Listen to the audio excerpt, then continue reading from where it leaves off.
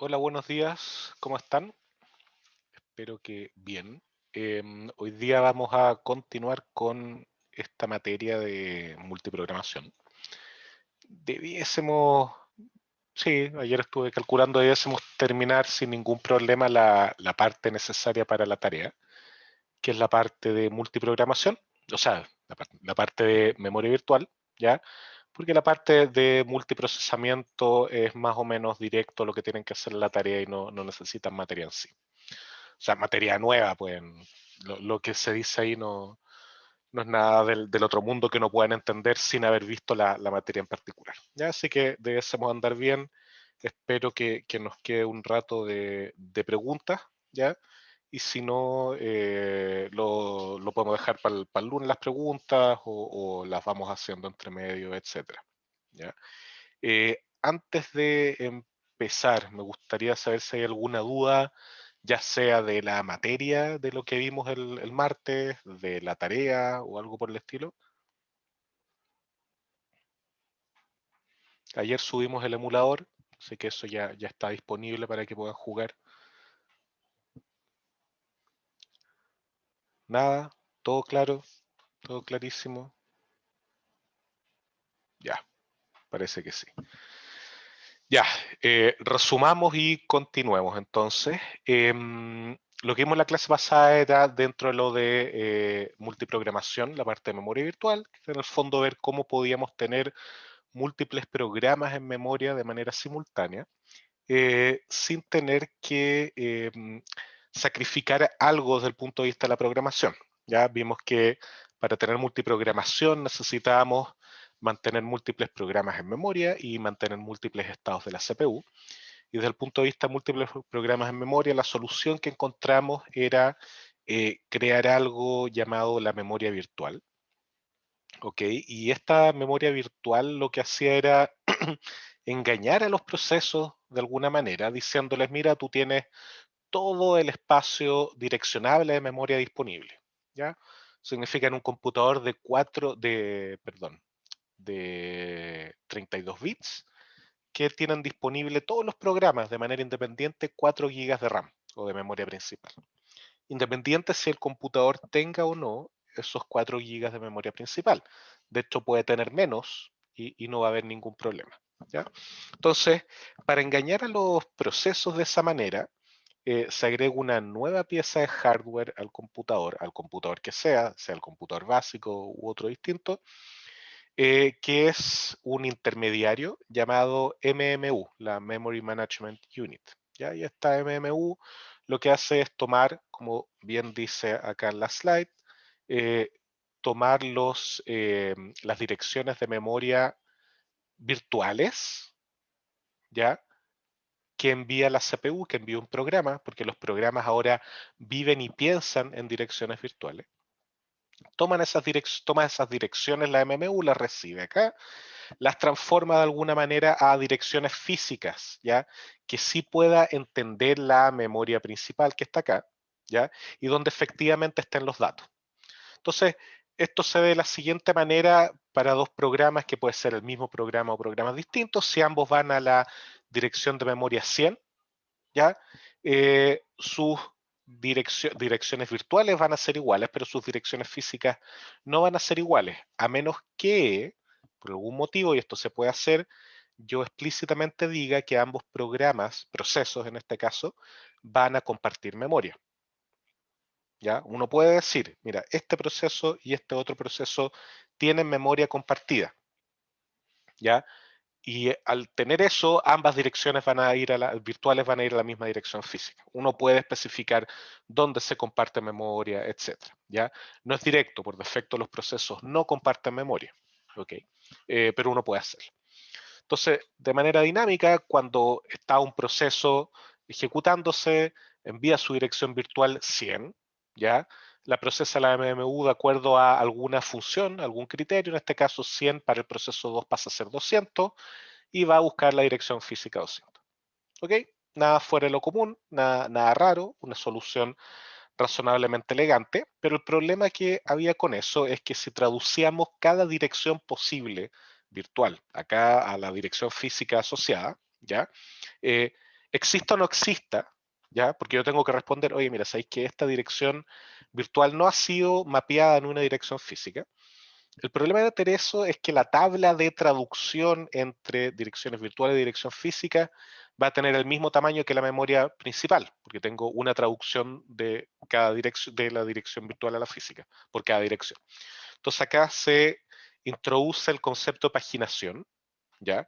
Que es muy similar al concepto de bloque, pero con otro motivo. No con los bloques de la caché tenían el objetivo de aprovechar la localidad espacial, ¿ya?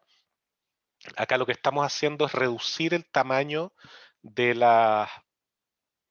de los espacios que tenemos que transformar de direcciones virtuales a físicas.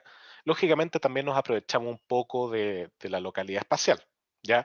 Si no, elegiríamos desperdigados por todos lados las transformaciones virtuales a física, ¿ya? Entonces, definimos un cierto tamaño de página de memoria, ¿ya?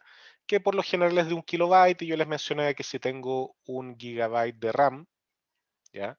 Esto, eso no es un 16, es un gigabyte de RAM, vamos a tener 1 megabyte de tabla de página, ¿ya? Entonces, es bastante razonable tener eso. Esto es 1 gigabyte de RAM, ¿ya? Entonces, se maneja de manera razonable así. Para hacer la traducción, entonces uno toma una página, de acuerdo a una tabla, a esa página uno le asigna un marco físico, ¿ya? Que es el símil de la página, pero en la memoria física. O sea, yo divido mi memoria física en marcos y cada uno de esos marcos se asigna a una página, ¿ya? Em, y finalmente, dada una dirección de memoria virtual, ¿ya? Yo tomo los n bits más significativos que me van a definir el número de la página. ¿Ya? O sea, si yo sé que mi memoria direccionable, ¿ya? Tiene cierta cantidad, tiene, voy a decir, 2 elevado a n páginas, ¿ya? Yo voy a tomar los n bits más significativos de cada dirección para elegir la página, ¿ya? Entonces, esa función de traducción es sumamente sencilla. Yo agarro mi dirección, tomo los n bits significativos, ese va a ser el número de la página. Aquí tengo un typo. Voy a mi tabla de páginas, ya que es ahora donde voy a hacer la traducción.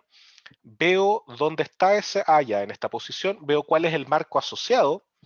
Voy a buscar el marco, ya, y dentro de ese marco elijo la palabra que voy a leer en base a si la dirección tiene m bits, ya, m minúscula, ya, eh, voy a elegir los m menos n bits menos significativos, ¿ya? El resto de la dirección de memoria para obtener el offset, ¿ya? O sea, la palabra dentro de mi página o la palabra dentro del marco, que como son bloques de memoria continuo, voy a encontrarlo de esa manera. ¿Ok? Entonces, es bastante parecido a la caché, ¿ya? Tiene bastante sentido. Yo hago esta traducción más o menos simple de un lado a otro, me ahorro el problema de ocupar toda la memoria, tengo una cantidad bastante reducida de memoria en este caso, ¿ya? Por lo tanto, bien, tenemos casi todo solucionado con esto, y digo casi porque hay ciertos problemas que no son tan evidentes que nos vamos a ir dando cuenta a medida que avancemos en esta clase.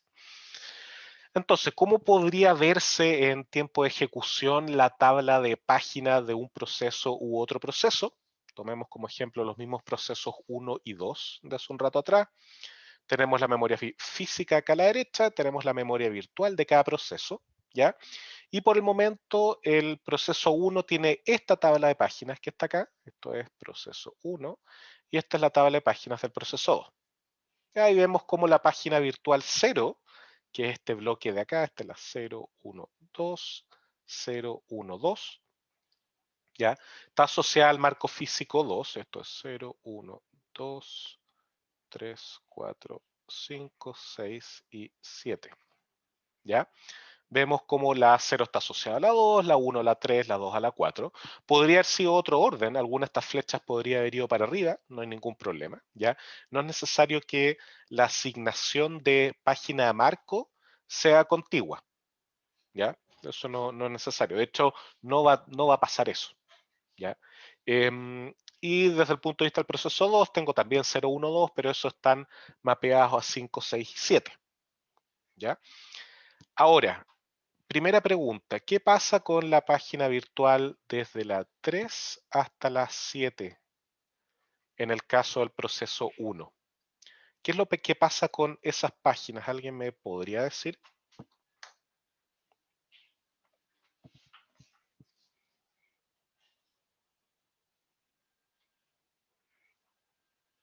¿A alguien se le ocurre qué podría estar ocurriendo ahí? Se mapean a 0 y 1, no serán contiguas, ya. Va por ahí más o menos. El punto es que, eso ya, ahí lo que dice Andrés, esas páginas todavía no están mapeadas, ¿ya? Si bien existen, ¿ya? Imagínense que no existe la memoria física, es toda la memoria virtual. Cuando tenemos un programa, nosotros sabemos que el resto de la memoria existe, ¿ya? Pero no tenemos variables definidas para ellos, por ejemplo. Entonces acá es más o menos lo mismo, pero yo tengo que especificar de alguna manera que esas páginas no están siendo asignadas, ¿ya? Y la manera de hacer eso es a mi tabla de páginas agregarle una columna más, porque hasta el momento tenía la primera columna, que era esta, le voy a poner columna sub 0, y ahora va a tener la columna sub 1. ¿Ya? La primera era la traducción de página a marco, ¿ya? Recuerden que esta columna en realidad no la necesito porque si todo está ordenado de manera seguida no hay drama. Y luego voy a agregar esta nueva columna que es la columna del bit de validez, que me va a indicar, mira, tu página 3 no está mapeada en ningún marco físico, tengo que poner algún carácter ahí, y ¿por qué no me sirve poner solo el carácter X y no el bit de validez? Porque X es una letra, ¿ya? Esa letra, ¿cómo la voy a representar en un computador? Con un número, de alguna manera.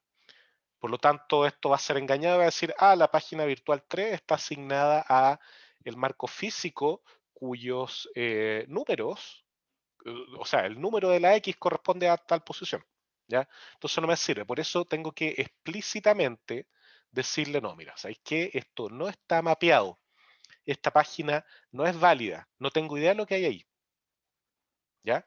Por lo tanto, si tú quieres hacer la traducción, ¿ya? En realidad primero tienes que pedir esa memoria, ¿ya? O si quieres leer de esa posición, ¿ya? O escribir en realidad, primero yo computador o yo sistema operativo en realidad tengo que asignarte algún marco a esa página. Ya tengo que hacer esa asignación. ¿Ya? Y eso es importante tenerlo claro. Y con eso nos ahorramos el problema de leer en lugares que no han sido asignados, etcétera. ¿Ya? De ahí va a salir un poco el problema de quién está ocupando algún marco que yo quisiera ocupar. ¿Ok? Porque se me acabó la memoria o algo por el estilo, que es el punto, el tema principal que van a enfrentar en la tarea ustedes, de que la memoria obligatoriamente se va a acabar, ¿ya? Porque ustedes van a estar ocupando 3 veces la cantidad de memoria, ¿ya? Entonces, ¿ya? Piensen de la manera en que esto va a estar ejecutándose. Yo cada vez que necesite algo de memoria, ya sea lectura o escritura, voy a ir a leer a la memoria, ¿ya? Pero resulta que las direcciones de memoria ahora son virtuales. Por lo tanto, cada vez que quiero obtener un dato o escribir en la memoria, tengo que ir a la tabla de páginas a obtener el mapeo, ¿ya? Por lo tanto, ¿cuántos accesos a memoria son necesarios para obtener un dato cualquiera, un dato arbitrario? ¿Sigue siendo uno igual que antes? Son dos ahora, como dice Diego, ¿ya? ¿Y por qué son dos? Porque yo primero tengo que ir a la tabla de página que está almacenada en memoria, ¿ya? A obtener la traducción de página a marco. Y luego, una vez que sé eso, ¿ya? El computador internamente, la MMU, va a ir a la memoria nuevamente, pero ahora a obtener el dato, ¿ya? Por lo tanto, yo tengo dos accesos a memoria, cada un acceso a memoria. ¿Ya? ¿Cuál podría ser el problema de eso? Siempre, ahora, o sea, no siempre, sino ahora desde la perspectiva de la unidad que recién vimos la semana pasada.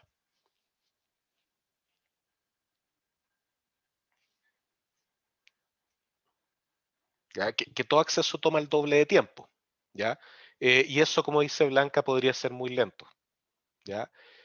Uno podría argumentar, estoy seguro que más de alguno de ustedes está pensando, pero si está la caché, po, ¿ya? ¿Para qué me preocupo si está la caché? Pero ahí viene lo siguiente, oye, la caché se te puede llenar, ¿ya? Vamos a tener ahora un tercer patrón de acceso, ¿ya? Antes teníamos el patrón de acceso de datos, patrón de acceso de instrucciones, y ahora potencialmente vamos a tener el patrón de acceso de tablas de página, y todo eso va a estar ocupando espacio en RAM, o sea, perdón, espacio en la caché. eh, entonces voy a empezar a sobreescribir accesos de uno con otro, que es algo que no quiero, etcétera. ¿Ya? Entonces, ¿cuál podría ser la solución? ¿Ya? Dicho de otra manera, yo no quiero que mis mapeos, ¿ya? El patrón de acceso para verificar el mapeo de una dirección a un marco, yo no quiero que eso pase por la caché eh, que conversamos la semana pasada. ¿Ya? No quiero, porque eso va a interferir, ya va a terminar ocupando más espacio, voy a terminar sacando bloques, ¿ya? Que yo quisiera ocupar en el futuro, si no tengo que aumentar el tamaño, etcétera. Entonces hay y tampoco quiero un bypass, porque yo quiero ocupar acelerar esta cuestión, pues me sirve el concepto de la caché. Si no tengo la caché, voy a seguir teniendo dos accesos, pero uno muy lento y otro muy rápido, ¿ya? Y yo no quiero eso. Entonces, ahí uno podría aprovecharse de esta idea de caché split, ¿ya? En que uno dividía para datos e instrucciones, ¿ya? Y alguien podría decir, mira, ya hagamos una caché split triple con este tipo de cosas, ¿ya? ¿Cuál podría ser el problema de tener una caché split triple? Esta es una pregunta que cuando volvamos, se me acaba de ocurrir, cuando volvamos a tener normalidad para hacer pruebas, va a estar en alguna prueba, fijo, o en el examen, ¿ya? Eh, ¿Cuál es el problema de tener esta caché split triple, ¿ya? En que uno es datos, otro instrucciones y el otro transformación de tablas de página. ¿Cuál podría ser? No, no es como dice Diego que es múltiplo de 2, ¿ya? El problema de tener eso es que yo voy a estar asumiendo una localidad espacial que no es tal, ¿ya? Porque cada mapeo de página a marco ocupa una entrada, ¿ya? Es una traducción muy, muy pequeña, ¿ya? Em, y por otro lado, yo como sé que la caché está trabajando a nivel de bloque de línea, voy a leer un bloque de traducciones de tablas de página, ¿ya? Pero voy a traer muchos, po. Y eso no necesariamente va a ser bueno porque yo no necesariamente voy a ir leyendo de esa manera las cosas, por lo tanto puedo generar un problema mayor, o sea, ocupar de mala manera la caché, ¿ya? Si es que ocupo la misma caché que en los otros casos. Entonces, en vez de eso, voy a tomar el camino más caro, ¿ya? Pero que termina siendo más barato y es agregar una nueva caché al sistema, ¿ya? Pero es una caché especializada en la traducción de tablas de página a marcos físicos, ¿ya? Y se va a conocer esta caché como la TLB o el Translation Leukocyte Buffer, ¿ya? Y es una memoria caché particularmente dedicada a traducir este tipo de cosas. Es una memoria caché muy pequeñita, muy rápida, muy, muy rápida, y que tiene las entradas justas para esto, un tamaño de bloque más pequeño para agarrar ciertas traducciones de página marco, etcétera, ¿ya? Entonces yo teniendo eso, entre comillas, me ahorro el problema, ¿ya?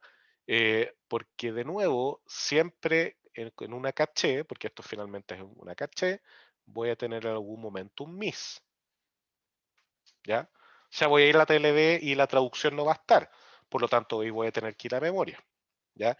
Y ustedes pueden pensar que extendiendo esto, y lo vamos a ver un par de slides más adelante, ustedes si quieren pueden adelantarse en la que están en el sitio, uno podría tener el terrible path en vez del happy path, o el ugly path, en que uno va a la TLD, no tiene la traducción, tiene que ir a la tabla de páginas a obtenerlo. Luego uno va a obtener el dato que no está en la caché y tiene que ir a buscarlo. ¿Ya? Y hay un caso aún más lento que ya vamos a ver en unos segundos más. ¿Ya? Y ahí es cuando uno entiende que de repente el computador se pone lento. ¿Ya? Oye, mira, esto está cargando, se pone lento y vemos que la CPU no está siendo ocupada mucho. Bueno, aquí vamos a empezar a ver la explicación de por qué pasa eso. ¿Ya? Otra pregunta muy interesante que he hecho sí otros semestres en las pruebas y examen es ¿qué tipo de dato o qué posiciones de memoria nunca pasan por la caché tradicional del sistema? ¿Ya? Y viendo esto, ya que no es una pregunta fácil, es un tipo de pregunta que si bien la respuesta es muy corta, ya son 2 palabras o 3 palabras, uno tiene que entender súper bien cómo funcionan las cosas. ¿Ya? Y después de analizar esta slide en particular, uno se da cuenta de que los únicos datos que no pasan por la caché tradicional del sistema, o la caché principal, son las traducciones de tabla de página marco físico. ¿Ya? Porque esas pasan por otra memoria caché. Yo no quiero que esto pase por la memoria caché. Por lo tanto, ¿ya? Y aquí voy a retroceder un par de slides. Si les pongo este diagrama, ¿ya? ¿Dónde tiene que estar la memoria caché del sistema? ¿Antes o después de la MMU? ¿Ya? Y de lo que les mencioné recién, la caché debiese estar acá. Ya voy a dejar acá el cuadrito. Esta es la caché. ¿Ya? Porque yo quiero que el manejo de la traducción de tablas de página a marco, ¿ya? Se use en la pequeña caché que va a ir acá, que es la TLB. ¿Ya? Ahora, existen, al menos teóricamente, computadores en que la caché está acá. ¿Ya? Antes de esto. Entonces ahí uno dice, ah, mira, me ahorro la TLB, pero tengo este otro problema. ¿Ya? Entonces ahí uno puede empezar a complicar las cosas y pensar cuáles son los pros y contras. Todo tiene ventaja y desventaja acá. ¿Ya? A ver, Julio pregunta, no me queda claro si igual toda la tabla de páginas a marcos queda guardada en la memoria principal o solo van a estar las que no quepan en la caché. Ya, en la memoria van a estar guardadas todas las entradas de mi tabla de páginas. ¿Ya? Eso siempre va a estar. Yo voy a tener que tener ahí las entradas. ¿Ya? Por el momento, ¿ya? Por el momento. Uno eventualmente podría sacarla para ahorrar tamaño, uno podría hacer ese tipo de cosas, ¿ya?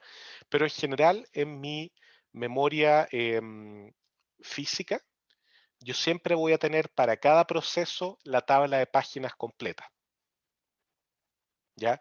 Lo que está en la caché es lo que voy a estar acelerando, ¿ya?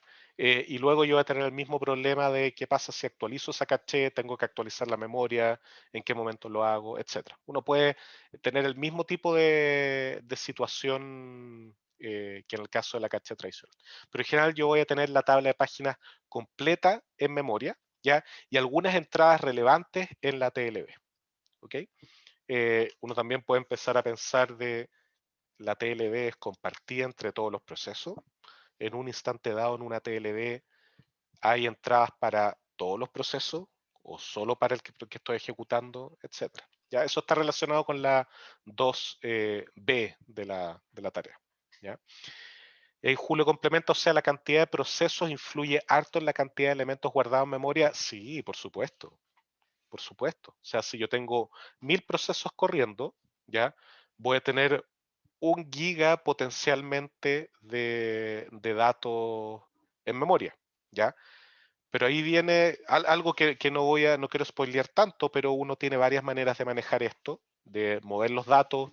Uno eventualmente puede comprimir las tablas de página, ¿ya? Em, y eso no hay mayor problema. Ya uno puede tener representaciones más comprimidas, etcétera. Pero sí, la cantidad de procesos, al menos en un modelo tradicional, la cantidad de procesos influye en la cantidad de memoria RAM utilizada. ¿Ya? Ya, perfecto. Entonces, veamos esto. ¿ya?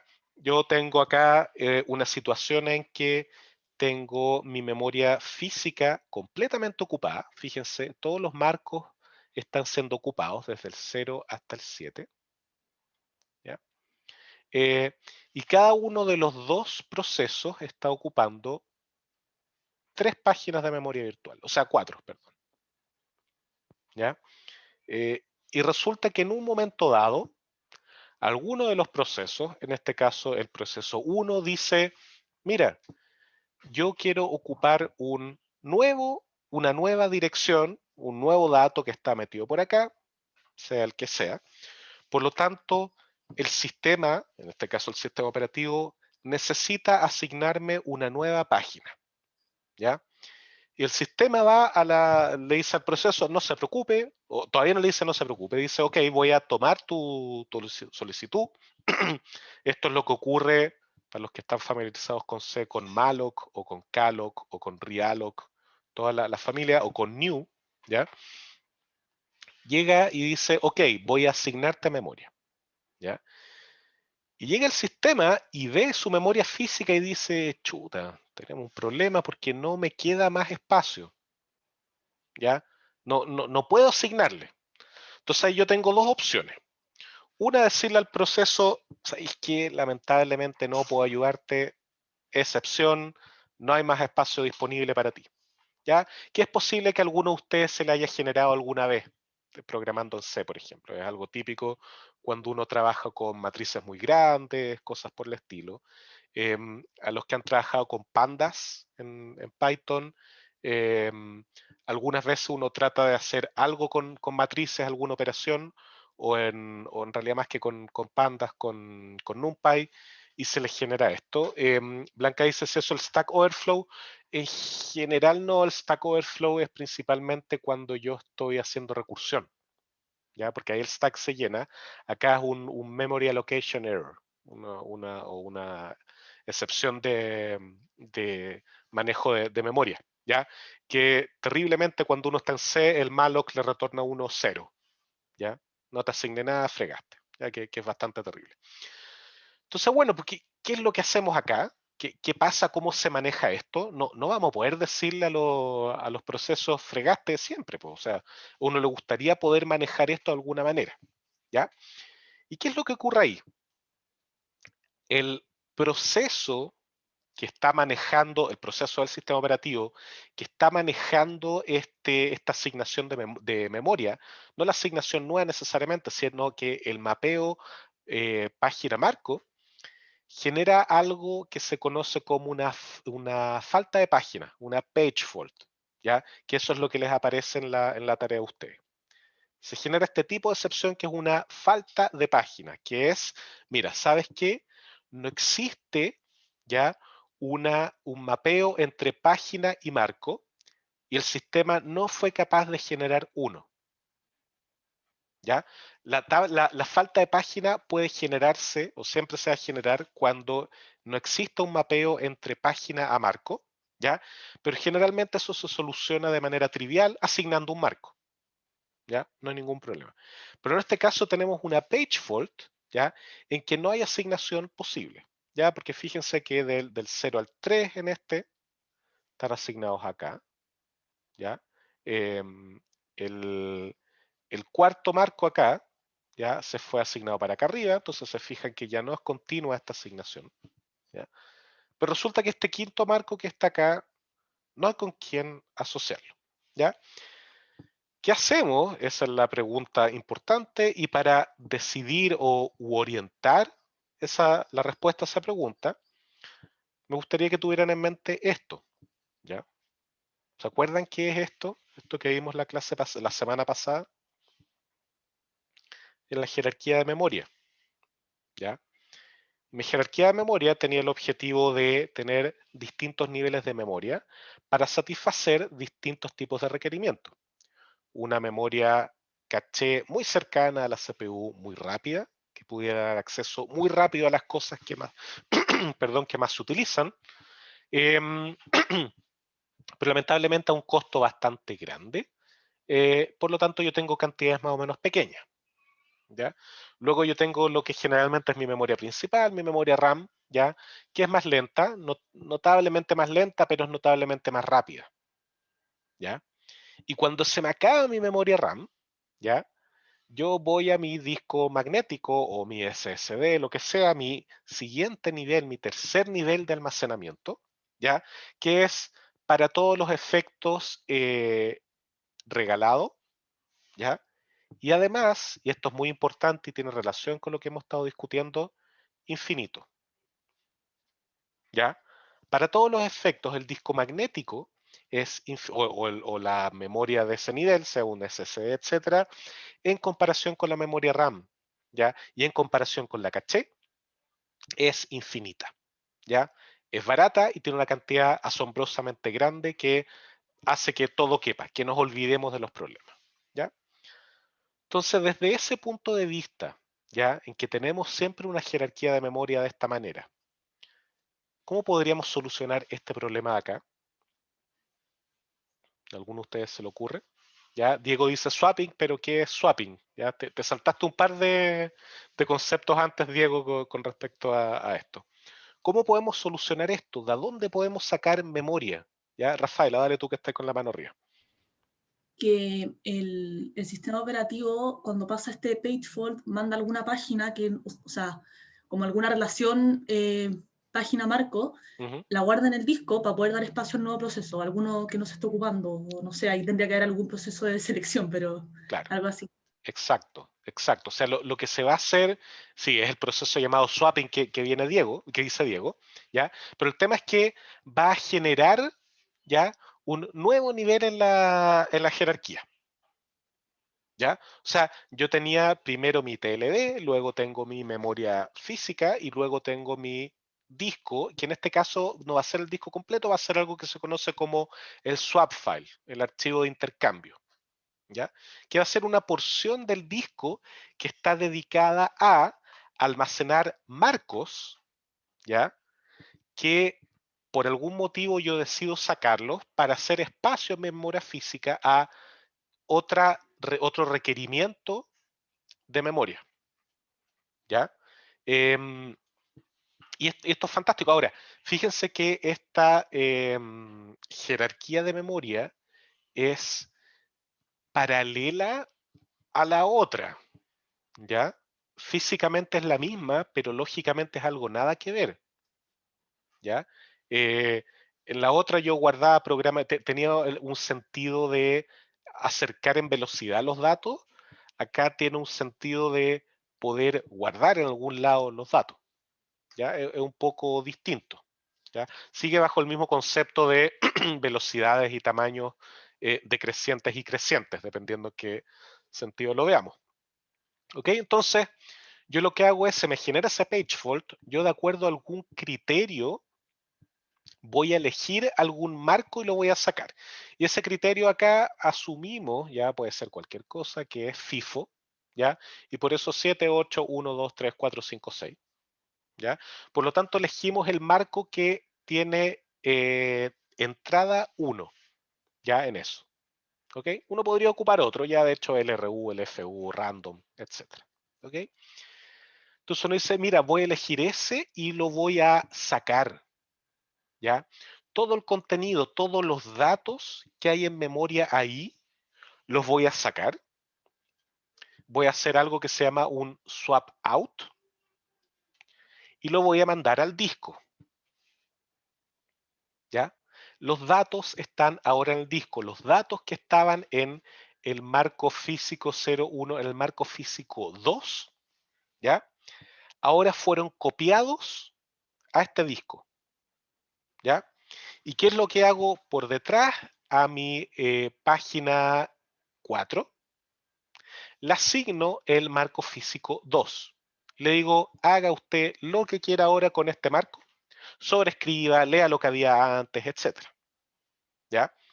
Y esto va a sonar muy común para la gente que ha programado en C, en que uno crea una variable y no le asigna valor y lee el valor que tiene y hay algo, hay basura, ¿ya? Y eso justamente porque se le asignó un marco, ¿ya?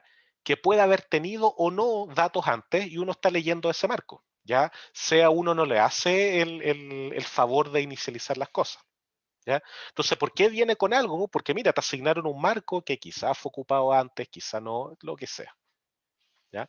Entonces, fíjense cómo a partir de esta unidad empezamos a rellenar distintas cositas que uno no entendía el por qué. Bueno, justamente es por eso el por qué tenemos datos extraños en C o en otros lenguajes cuando yo creo una variable, porque no se inicializa, no borro lo que había antes en el espacio de memoria. ¿Ok? Entonces aquí yo tengo esta transformación de mi estructura, en el sentido de que agregué un nivel más, yo tengo ahora la posibilidad de sacar marcos, ya el contenido de los marcos, y ahora el marco va a ser ocupado por otro proceso, ya, o el mismo proceso u otra página, ya. Entonces fíjense acá que la asignación está con una línea punteada, porque yo necesito tener esa asignación, ya lo vamos a ver un par de minutos más adelante, no puedo perderla, no es como que haya borrado esa memoria, ¿ya? De hecho, ese marco no tiene la culpa, pues él estaba esperando tranquilamente a ser ocupado y le dicen, ¿sabes qué, flaco? Está ahí para afuera. Tu pecado fue haber sido ocupado hace mucho tiempo atrás, haber sido creado mucho tiempo atrás, ¿ya? ¿Cómo reflejo eso en mi tabla de páginas? Fíjense ahora que mi página 4 está asignada al marco 2, tal cual como mi página 0 está asignada al marco 2. ¿Ya? Eso era como estaba antes. Ambos son válidos, estas entradas, pero ahora yo agrego una nueva columna, que es esta columna disco, ¿ya? Que me dice, mira, la página virtual 0, que está asignada al marco 2, ahora está en disco.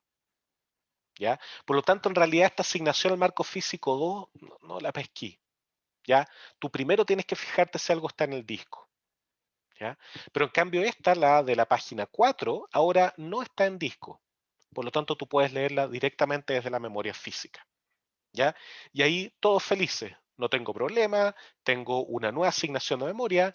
Esta asignación antigua que está acá, dado que yo asumo que no la había ocupado en harto tiempo o no la voy a ocupar en harto tiempo, está en disco, no la pierdo, ¿ya? Y todos felices, ¿ok? Pero todos felices hasta qué momento. ¿Ya? Lógicamente, si yo pido una nueva posición de memoria, voy a tener que hacer otro swap out con otro marco de algún otro lado, ¿ya? Pero hay otro caso triste, ¿ya? ¿Cuál podría ser? Hay que leer 0, ¿ya? Y ahí hay que ir al disco a buscar de nuevo las cosas, ¿ya? Y eso se ve así.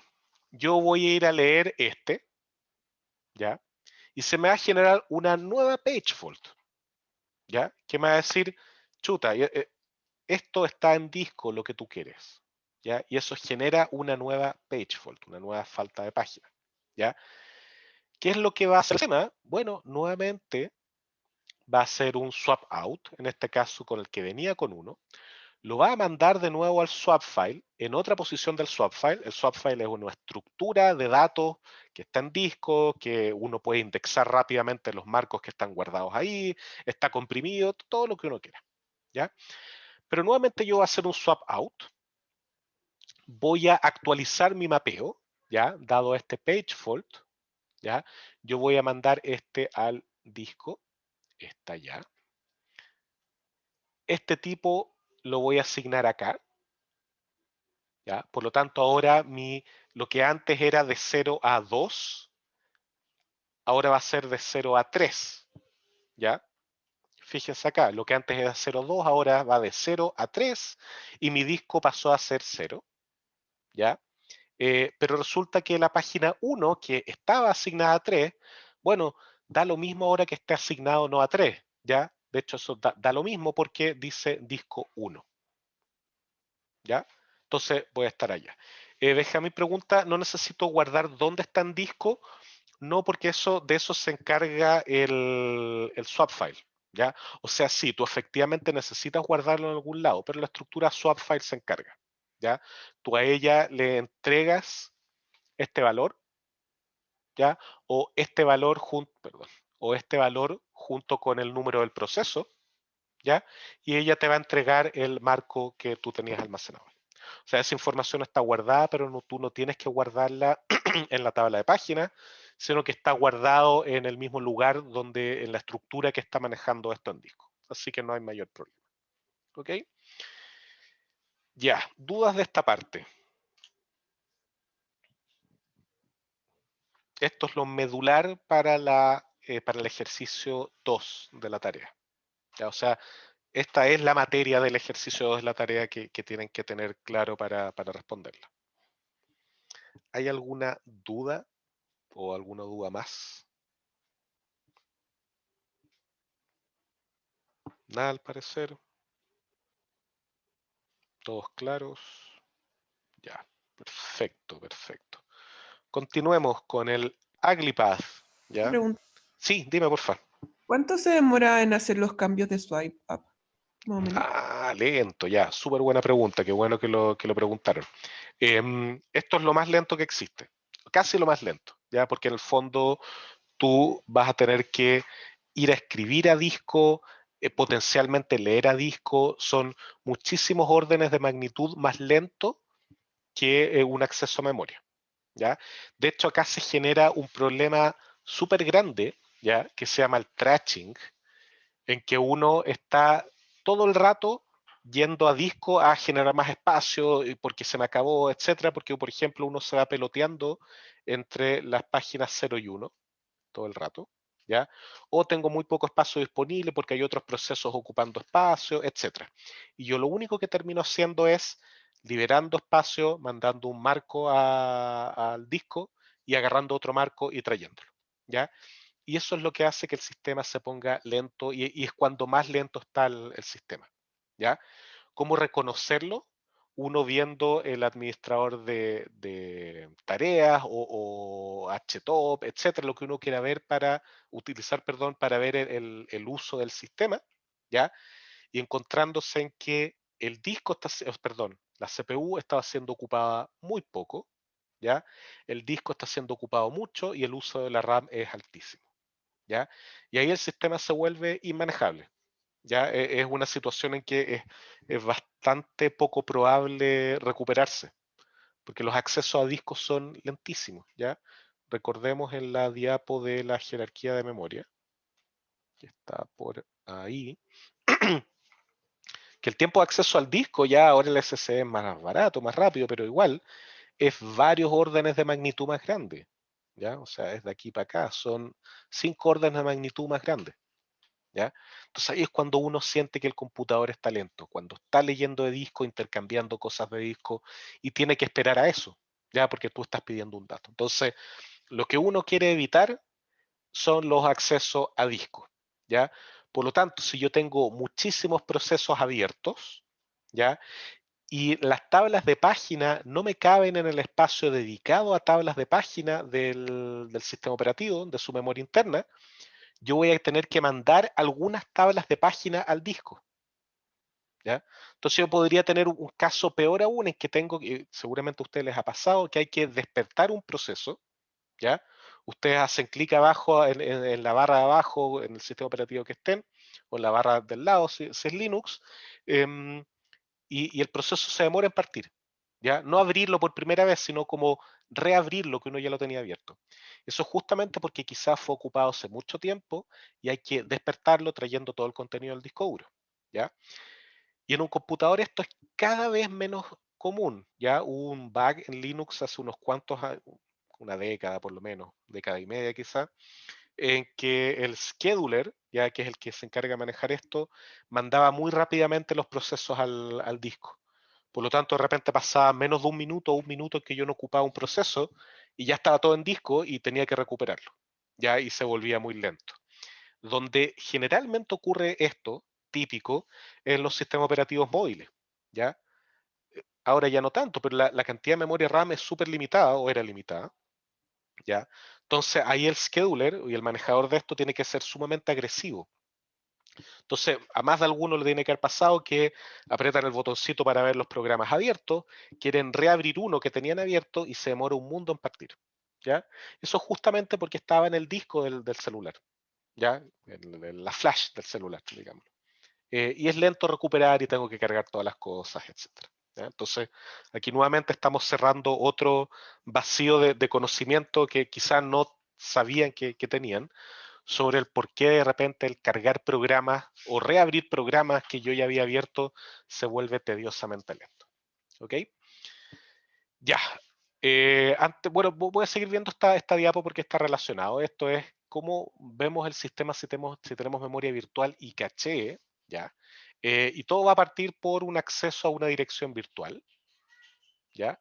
Eso va a acceder a la TLB y todo lo que viene después va a seguir de acuerdo a si yo tengo un hit o un miss, ¿ya? Si yo tengo un miss, se va a generar un TLB miss exception, ¿ya? Que es análogo a un miss en la caché, ¿ya? Y, en ese caso, y todo esto lo maneja el sistema operativo. Y acá voy a tener que hacer un acceso a la tabla de páginas, ¿ok? Aquí estoy escondiendo lo que conversamos recién de que eventualmente la tabla de páginas está en disco, ¿ya? La tabla de página entera. Y en ese caso tengo que ir al disco a ocuparlo, a buscarlo, ¿ya? Pero asumamos que la tabla de página está en memoria, ¿ya? Y voy a ver si es que hay un hit de esta dirección virtual que está mapeado a un marco físico. Si es que hay un hit, bueno, cargo eso en la TLB, ¿ya? Y ahora sí hay hit y voy para acá, tal cual como sería con una memoria caché tradicional. Ahora, si no hay un hit, ¿ya? Si tengo un miss ahí, voy a generar una page fault, voy a hacer un swap in, eventualmente un swap out, ¿ya? Eventualmente una asignación nueva página marco, ¿ya? Y ahora que estoy listo, vuelvo, actualizo la TLB con el contenido y ya tengo un hit, ¿ya? O sea, aquí está lo terrible, todo esto, acá a la izquierda, va a potencialmente ocurrir antes siquiera de obtener un dato de la memoria, ¿ya? Entonces, fíjense el nivel de abstracción, esto de verdad es terrible, el nivel de abstracción en que está inmerso uno al momento de programar en Python, ¿ya? O sea, está todo esto por detrás y más cosas aún que vamos a seguir viendo, que son una combinación entre el sistema operativo y la arquitectura del sistema, ¿ya? Que ocurren de manera completamente transparente. Ustedes no tienen idea, ¿ya? Ustedes de repente pueden ver los síntomas de si esto funciona bien, ¿ya? Más rapidez, más lentitud, etcétera, ¿ya? Pero todo eso puede ocurrir potencialmente tras bambalinas y uno no se da cuenta, ¿ya? O potencialmente no se da cuenta, o en realidad lo que quiere el sistema es que uno no se dé cuenta, ¿ya? Piensa en todas las capas de abstracción, todas las llamadas a funciones que hay por detrás, ¿ya? De hecho, hay un ejercicio súper interesante que uno hace en sistema operativo, al menos yo lo hice, no sé si lo seguirán haciendo con RUS, que es cuando yo hago una llamada al sistema, ya por ejemplo para imprimir en pantalla, algo así, ver todo el stack de llamadas que hay internamente. Lo que para uno es una llamada a una función, en el sistema operativo eso se traduce en eventualmente varias decenas de llamadas, ¿ya? De hecho, hay métricas de complejidad en los sistemas operativos que tienen que ver con cuántas llamadas tengo yo dentro del sistema operativo para satisfacer una llamada desde el programa, ¿ya? Entonces, es bien increíble el nivel de anidación. O sea, nosotros somos afortunados por poder programar utilizando sistemas operativos modernos, ¿ya? Que manejen todo esto por detrás. Imagínense la pobre gente que programó esto, que no tenía acceso a todas estas cosas, ¿ya? De verdad es bien, bien impresionante todo lo que está escondido en un sistema computacional para que funcione bien, en un sistema operativo, etcétera, ¿ya? Ahora, cuando yo me muevo ya al dominio tradicional, que es lo que vimos la unidad de la semana pasada, corre lo clásico. Voy a la caché, ya, tengo un hit, sí o no, si digo no, tengo un miss, actualizo la caché, y luego tengo un hit, y luego voy a los datos tradicionales. ¿Ya? Entonces esto de acá, lo de la derecha, es lo típico, lo que vimos la semana pasada. Esto de la izquierda, ¿ya? Es lo nuevo. ¿Ya? Todo lo que está escondido, que se maneja entre una conjunción de sistema operativo con arquitectura, ¿ya? Por eso, y lo vamos a ver en un ratito más, el sistema operativo no es un proceso como cualquier otro, ¿ya?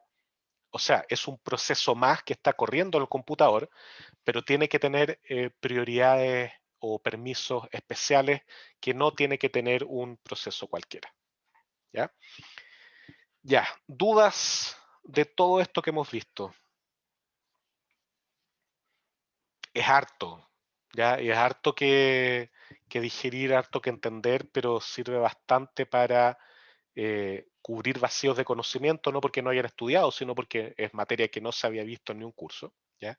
Y lo bueno es que esto después, de cierta manera, se sigue viendo en sistemas operativos, ya el tema de tablas de página, etcétera, pero ahí se asume que ustedes ya tienen cierto conocimiento que es el adquirido acá. Entonces, no porque algo no entre en las tareas, ¿ya? De este curso, van a tener que olvidarlo, ¿ya? Porque les va a penar después en sistema operativo y cuando tengan que aprender eso, chuta, van a tener que repasarlo de arquitectura de computadores, etcétera. ¿Ok? Así que, porfa, si bien hay cosas que no entran directamente en la tarea, estudien a conciencia eso, traten de hacerlo porque les va a aliviar la vida en el futuro. ¿Ok? Ya, más dudas o dudas antes de pasar a la siguiente materia dentro de esta misma unidad.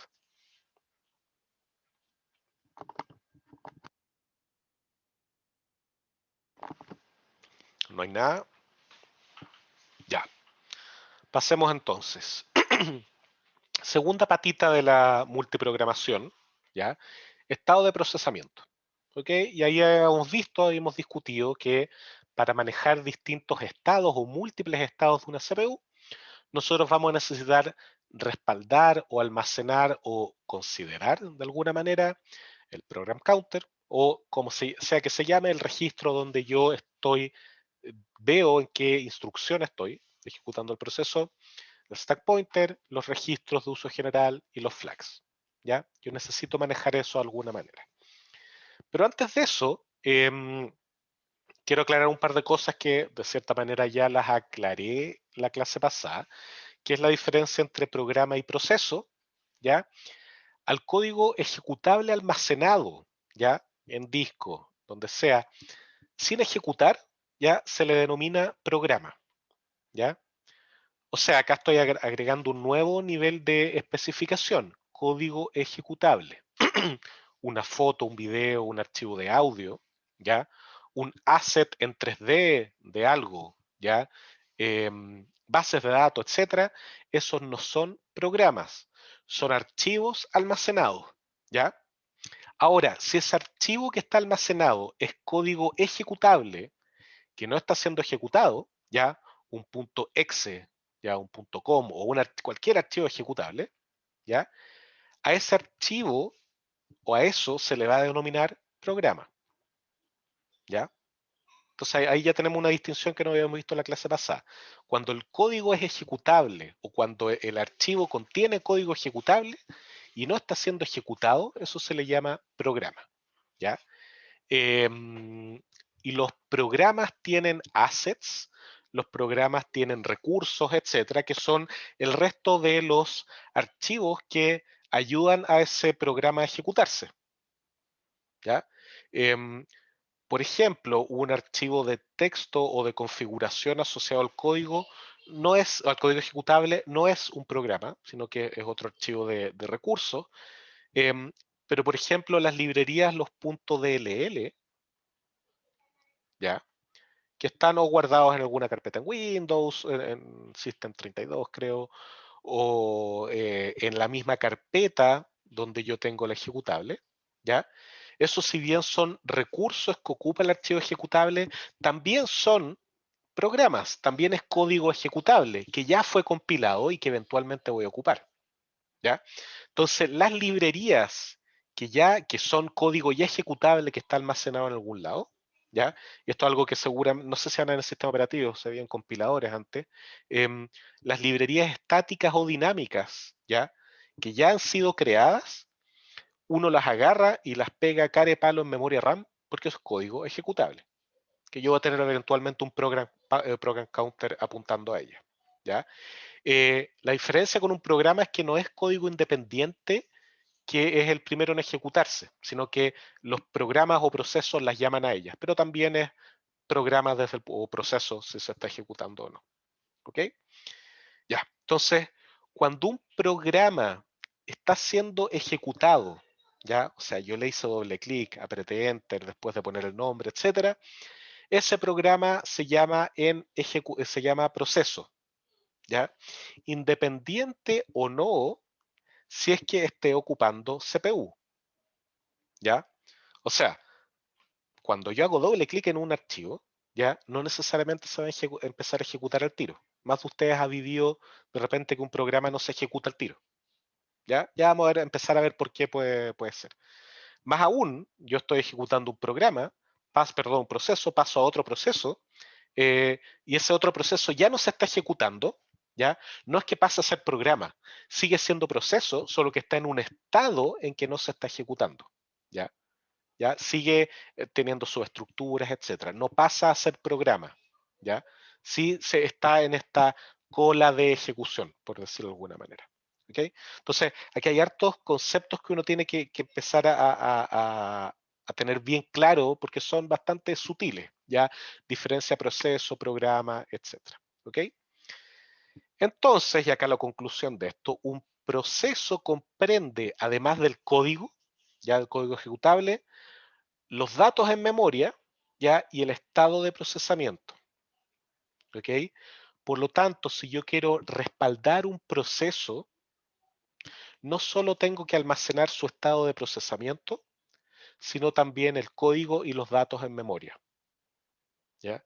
Y esto es fundamental, porque un proceso al ser dinámico incluye la parte también estática, es el código que yo tengo que ejecutar. ¿Ya? Por lo tanto, el manejo de múltiples procesos para un sistema operativo es sumamente complejo, ¿ya? Y es algo que tiene directo impacto en la fluidez percibida por el usuario en un sistema operativo. ¿Ok? Ya. Entonces, partamos con ciertos esquemas de ejecución. ¿Cómo se les ocurre a ustedes que, de la manera más simple posible, una CPU o un sistema podría ejecutar más de un proceso? ¿Ya? ¿Cómo se les ocurre que es el esquema más simple, más básico, de verdad? Que no vayamos a cosas sofisticadas. Yo quiero ejecutar múltiples procesos. Ni siquiera estoy diciendo simultáneamente. ¿Ya? Yo tengo múltiples procesos. ¿Cómo podría ser yo, ya sabiendo la materia que hemos discutido hasta ahora de memoria virtual, cómo podría yo manejar múltiples procesos? ¿Ya? Ahí me van diciendo por turnos, con una cola, cargar y guardar todo, round robin, ejecutarlos por bloque, perfecto, ¿ya? Pero todo esto que me están mencionando es más sofisticado aún que lo más básico, ¿ya? Y lo más básico en un sistema múltiple proceso es el esquema de batch processing, ¿ya? Y el batch processing es un esquema que ustedes pueden mirar y decir, oh, pero esto no lo ocupa nadie. Es quizá de lo más ocupado, ¿ya? Sobre todo cuando uno está ocupando servidores de cómputo, ¿ya? Y es súper simple, ¿ya? Se tiene una cola de procesamiento, ¿ya? En que los procesos se van registrando, ¿ok? Y cuando termina un proceso, cuando termina de ejecutarse completamente, pasa a ejecutarse el siguiente proceso de acuerdo a algún tipo de prioridad, FIFO, etcétera, ¿ya? Entonces, es sumamente simple, ¿ya? Yo estoy ejecutando un proceso, por ejemplo, en este caso el proceso 1, termina de ocuparse, ¿ya? Manda una señal que se llama end process, ¿ya? Vamos a ver ahora qué significa. El sistema operativo toma control, ¿ya? Saca las estructuras del proceso 1, carga las estructuras del proceso 2 y lo ejecuta. Y cuando termina de ejecutarse el proceso 2, se manda la señal de end process y se continúa con el que viene después, ¿ya? Entonces, ¿por qué uno considera esto como proceso? Hablo de proceso 2 y no de programa 2 si no se está ejecutando antes. El tema es que yo ya he mandado antes la orden de ejecutarlo. Ya, yo le digo al sistema, mira, toma, aquí tienes un nuevo programa que yo quiero que ejecutes. ¿Ya? Y al pasar a la cola de ejecución, independiente o no, si se está ejecutando, ¿ya? Ese programa pasa a ser un proceso. ¿Ya? Porque se empiezan a cargar sus estructuras en el sistema, etcétera. ¿Ok? Así que este es el esquema más simple, ¿ya? Este de batch processing, que se ocupa mucho. Cuando uno quiere mandar un proceso de cómputo a un servidor, uno ocupa un sistema de cola, le dice, mira, quiero que ejecutes esto, aquí está la ubicación, los datos, etcétera, dale. Y el sistema en algún momento lo ocupará, lo ejecutará, perdón. ¿Ya? Ahora, aquí hay algo que está medio escondido, ¿ya? Que suena más o menos a truco, que es esto de la llamada o la señal de end process, ¿ya? Y el meter acá el sistema operativo. Como que uno lo asume, claro, lógico, el sistema operativo tiene que estar metido, ¿ya? Pero recuerden que estamos en un sistema con un procesador, ¿ya? Podría tener más, pero recuerden que estamos en uno, ya sin pérdida de generalidad. Y al tener una sola CPU, esto es excluyente, ¿ya? O sea, o estoy ejecutando el proceso 1 o estoy ejecutando el sistema operativo, ¿ya? Por lo tanto, al ejecutar esta llamada de end process, esta señal, ¿ya?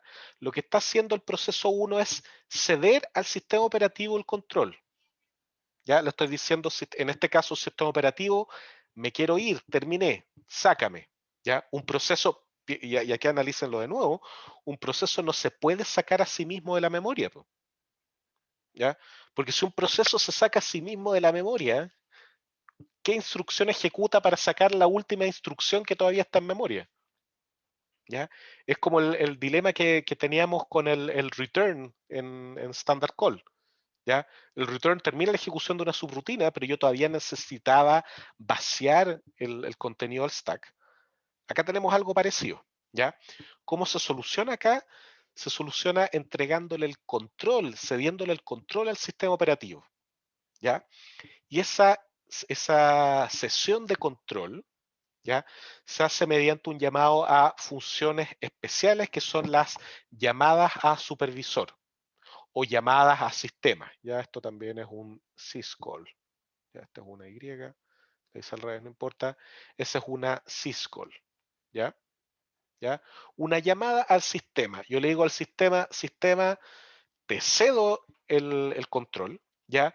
Tú haz lo que quieras y yo te estoy diciendo qué es lo que quiero que tú hagas, lo que te pido que hagas. Y en este caso, la syscall o supervisor call es la de finalizar el proceso, ¿ya?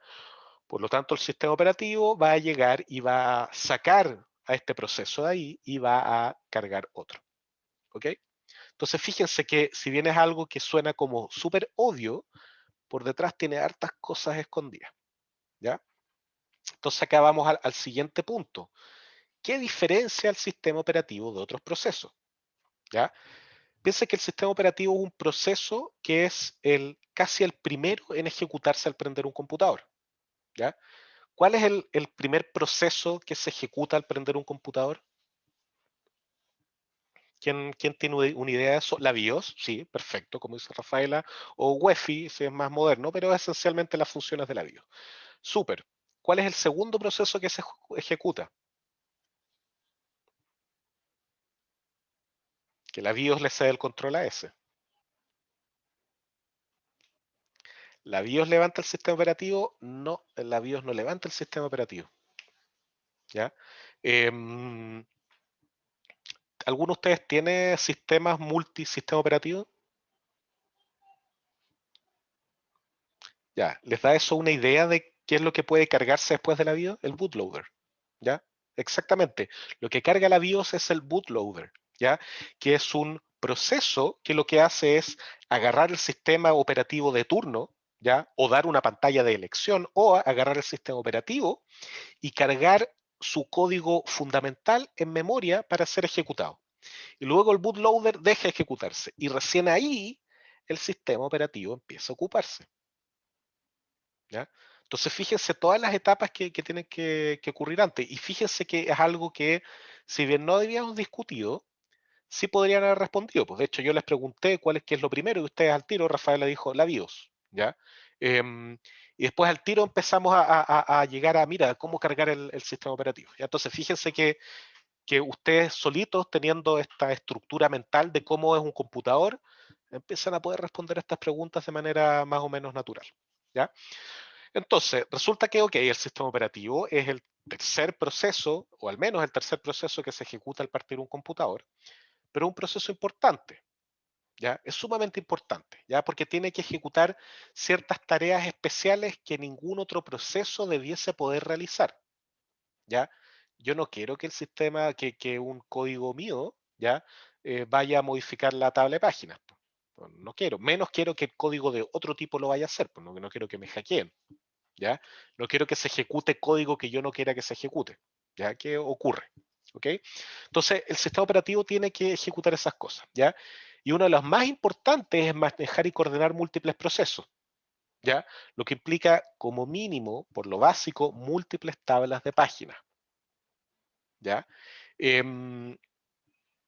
Resulta que, si lo piensan bien, hasta el momento no tenemos ninguna manera, ¿ya?, de asegurar que eso sea así, ¿ya? No tenemos ninguna manera de proteger las cosas, no tenemos ninguna manera de proteger la memoria, ¿ya?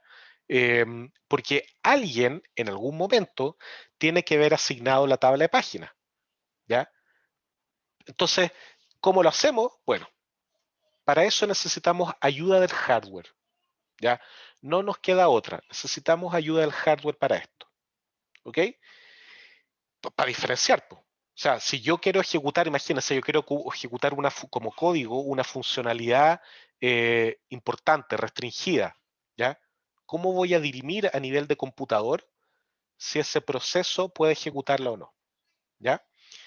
Y acá lo que hacemos es que a la CPU le agregamos un nuevo flag en el registro status, ¿ya? Que se va a llamar el bit de modo, ¿ya?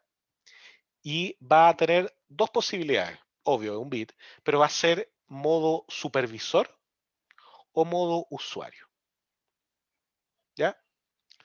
Y con eso estamos listos, porque todo lo que nosotros ejecutamos básico de leer cosas de memoria, etcétera, se hace en procesos que están en modo usuario, ¿ya? Pero si yo quiero ejecutar otra cosa, ¿ya? Yo necesito estar en modo supervisor, ¿ya? Seguramente los que ocupan más Linux, ¿ya? Les ha pasado que quieren ejecutar algo y les aparece que no tiene las credenciales suficientes. También de repente pasa en Windows, ¿ya? Porque hay distintos niveles de autorización, ¿ya? Y el nivel último en el que yo puedo manejar las estructuras internas del kernel del sistema operativo es cuando estoy en modo supervisor, ¿ya? De hecho, y aquí voy a retroceder un poco, cuando yo hago esta syscall o supervisor call, lo que pasa es que llamo al sistema operativo y el sistema operativo se pone la CPU modo supervisor, ¿ya?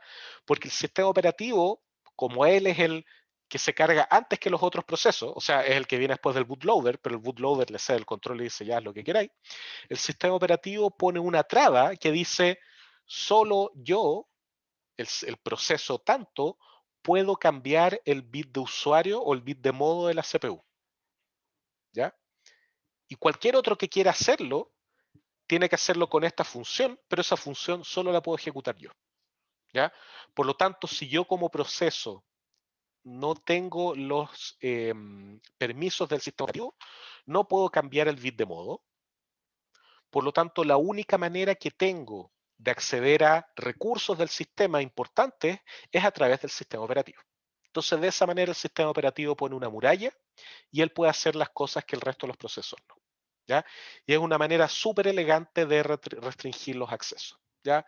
Este bit de modo, si es manejado correctamente, nos arregla todo. Ahora, hay maneras bastante curiosas para modificar el bit de modo, ¿ya? O sea, si yo gano privilegio de superusuario a nivel de kernel, ¿ya?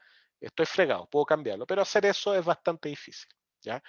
Hay otras maneras bien locas en que se ha descubierto, y esto es bien terrorífico, que si yo empiezo a ejecutar muy fuertemente alguna de las unidades dentro de la CPU por inducción magnética, por Faraday, ¿ya?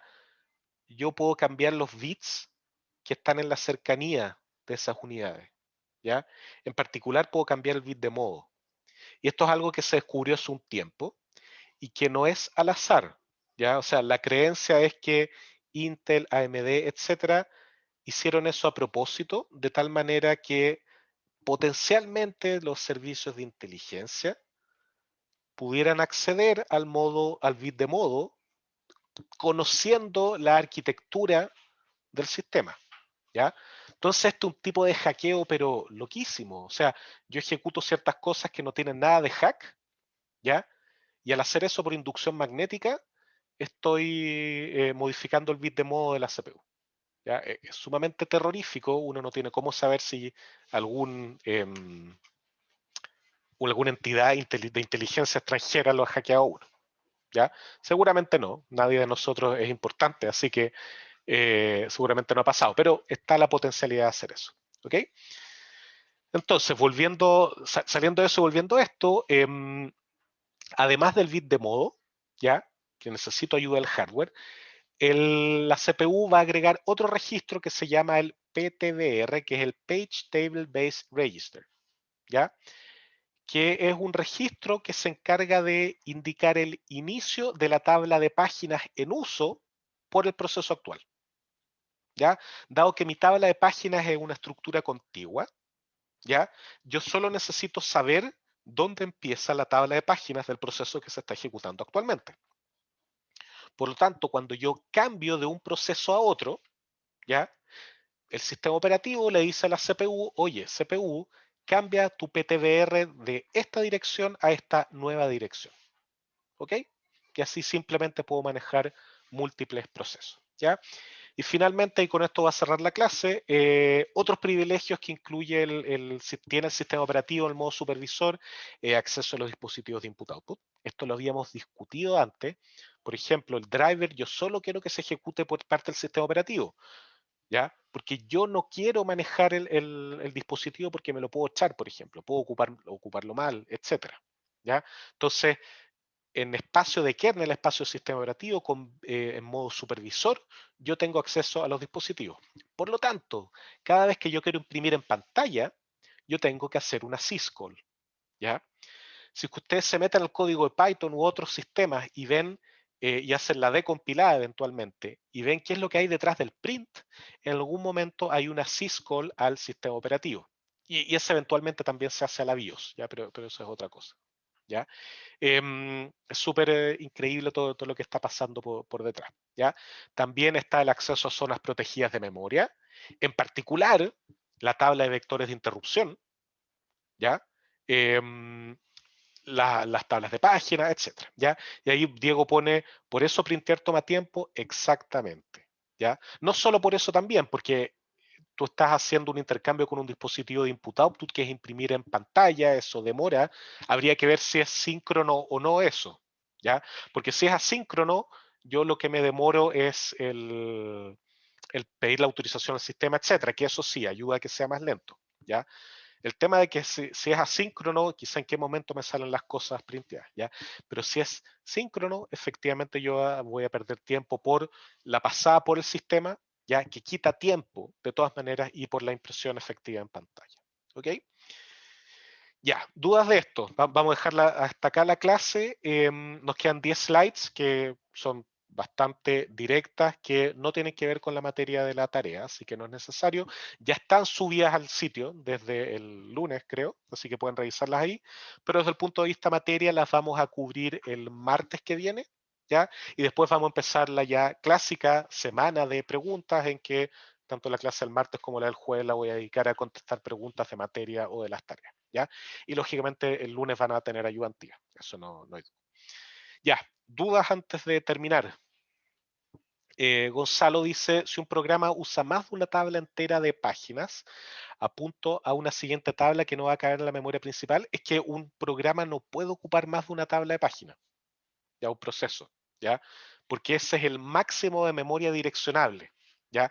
Y si un proceso apunta a, o sea, quiere ocupar más de la memoria direccionable, ahí el sistema le dice, no, flaco, fregaste, pues acá no, el computador no da para eso, ¿ya? Necesitarías un tamaño de registro más grande, etcétera. ¿Ya? Entonces, un proceso no puede ocupar una tabla de páginas, más de una tabla de páginas, siempre es una, ¿ya? Así que eso es importante tenerlo claro, porque eso en el fondo excede el espacio direccionable del sistema. No tienes cómo direccionar más memoria, ¿ya? Ahora, no digo que no pueda pasar. A mí me ha pasado, no en computadores 64 bits, en computadores de 32 bits, en que uno ahí tiene una cantidad limitada de memoria, ¿ya? Gonzalo dice, o sea, ahí mi RAM limita el tamaño del programa, más que la RAM es el espacio direccionable, ¿ya? Porque tú puedes tener mucho menos RAM, tú puedes tener 1 giga, pero tu espacio direccionable es de 4 gigas, entonces tu proceso puede creer que tiene los 4 gigas y va a estar haciendo swapping, no hay problema. El tema es que mi tabla de páginas tiene la posibilidad de asignar hasta, si es 32 bits del computador, hasta 4 gigas, ¿ya? Y ese es el límite, no la RAM, tú puedes tener menos. ¿Ya? Lo mismo pasa ahora en los sistemas operativos, ¿ya? Si bien tenemos computadores 64 bits que pueden direccionar no sé cuántos exabytes, ¿ya? El límite es menor, ya tenemos menos RAM, obvio, pero además se limita de otra manera y el espacio direccionable es un poco menos, ¿ya? Pero independiente de eso, la tabla de páginas lo que hace es apuntar, ¿ya?, a todo el posible espacio direccionable, no solo la RAM. Entonces, la tabla entera de páginas apunta potencialmente a más que la RAM y eso va a pasar, ¿ya? No sé si con eso contesto tu pregunta. Ya, ahí parece que sí. Excelente. Benjamín dice, en sistema de 32 bits, no 32 bytes, 32 bits, ¿no puedo correr programas que requieran más de 4 GB de RAM? No puedes. No puedes. ¿Ya? Así que eso hay que tenerlo claro.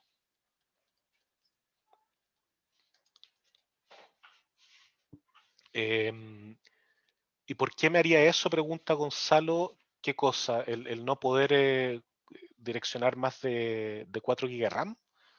Porque lo que pasa es que esa es la limitación, pues 2 elevado a 32. Pues, ¿ya? Ah, no, no, bueno, es que antes era, pues. O sea, lo que pasa es que, a ver, Gonzalo dice no tener un sistema de 64 bits es muy caro. No, o sea, no son caros. Lo que pasa es que antes los computadores eran de 32 bits y ahora ya todos son de 64, ¿ya? A eso se refiere Benjamín. Ahora, uno podría mandarse el condoro de cargar un sistema operativo de 32 bits en un computador de 64, ¿ya? Pero eso no tiene mucho sentido. Ya, dejemos la clase hasta acá, ¿ya? Nos vemos nuevamente nosotros el martes. Y bueno, cualquier duda, issues, etcétera. Y el lunes tienen ayudantía. Yo espero subir el video lo antes posible. Que estén muy bien, cuídense. Nos vemos el martes. Chao, chao.